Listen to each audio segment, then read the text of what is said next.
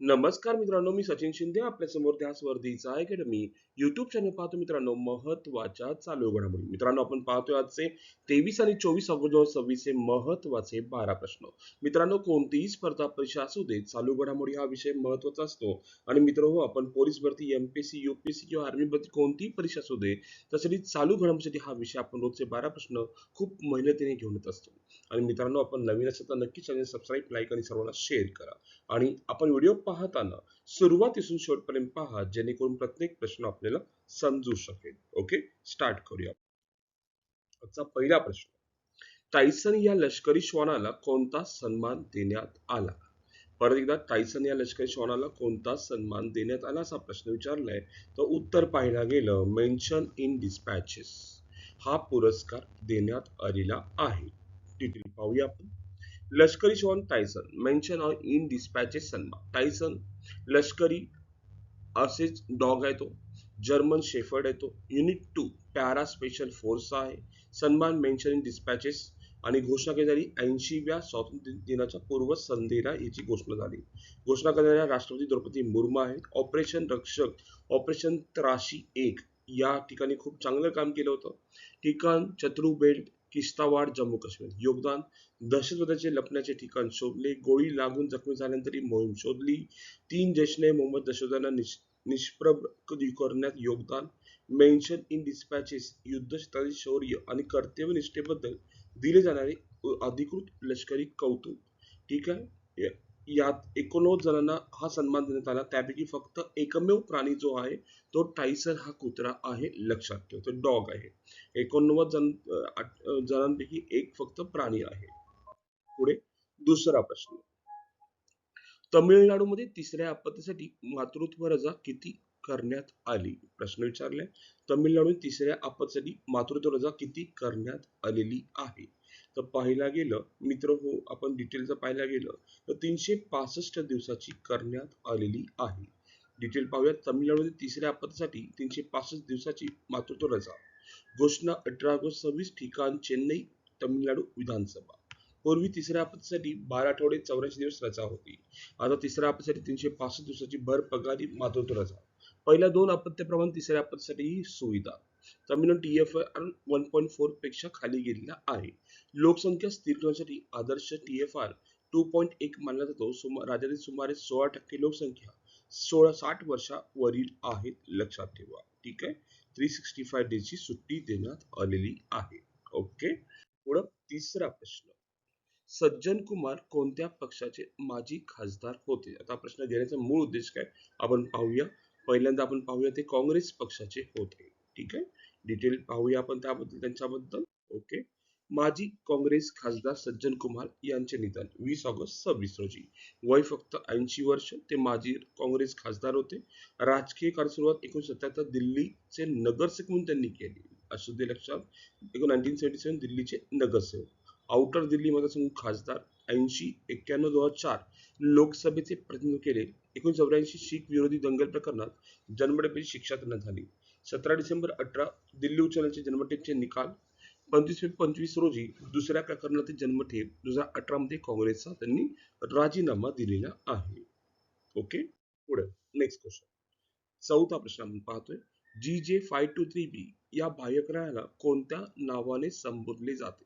GJ523b या बाह्यग्रहाला कोणत्या नावाने संबोधले जाते? तर पाहायला गेलं याचं नाव आहे मेगा अर्थ असं नाव देण्यात आलेलं आहे. काय नाव आहे?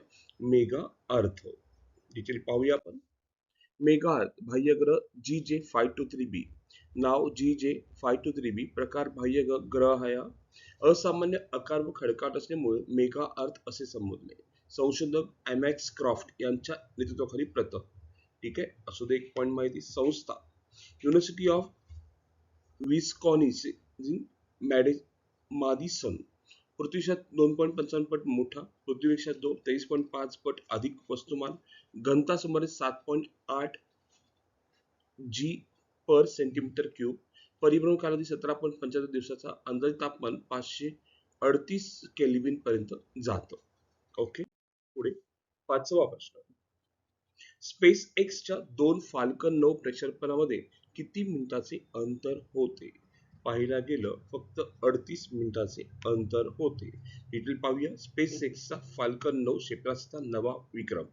Company SpaceX rocket Falcon 9 दिनांक 15 ऑगस्ट 2026. दोन फाल्कन 9 प्रक्षेपणामध्ये केवळ 38 मिनिटाचे अंतर. स्पेस एक्सचे सर्वात कमी वेळेतील दोन प्रक्षेपणाचे अंतर. पूर्वीचा विक्रम 65 मिनिटाचा होता, आता 38 मिनिटाचा. पूर्वीचा विक्रमी स्पेस एक्सने ऑगस्ट 24 मध्ये केला होता आणि आता सुद्धा स्पेस एक्सने फाल्कन 9 मध्ये केलाय आणि दोघा प्रक्षेपण वेळ अंतर फक्त किती 38 मिनिटाचं आहे. पुढे 6वा प्रश्न. एका व्यक्तीच्या नावावर देशभरात जास्तीत जास्त किती सिम कनेक्शन ठेवता येणार आहेत? एका व्यक्तीच्या नावावर देशभरात जास्तीत जास्त किती सिम कनेक्शन ठेवता येणार आहे? तर 9 कनेक्शन ठेवता येणार आहे. एका व्यक्तीच्या नावावर जास्तीत जास्त 9 सिम कार्ड. निर्णय दूरसंचार विभाग लागू 24 ऑगस्ट 26 पासून.